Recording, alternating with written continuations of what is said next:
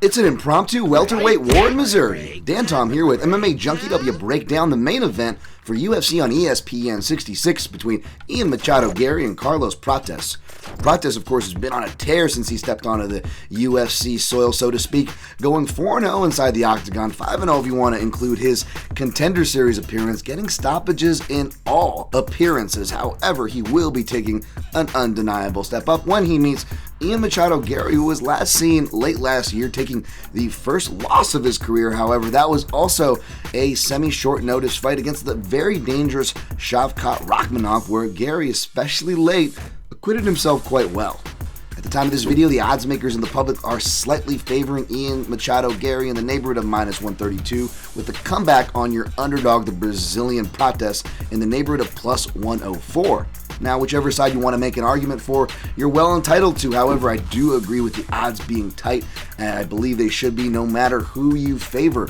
I do think the underdog is very live, and spoiler alert, I am leaning toward that side. However, do not sleep on Ian Garry.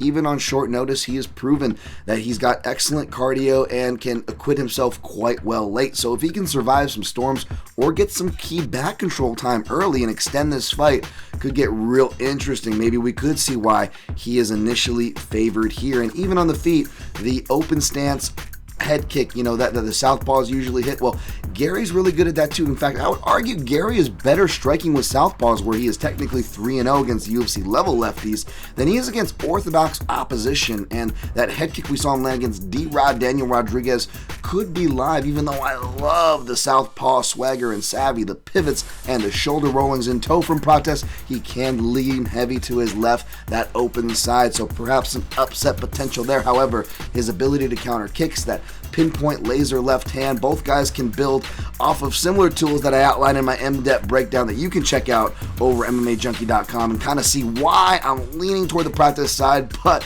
also why Garry is a live dog. Of course, check that out over at MMAJunkie.com, where you can find results for the fights this weekend.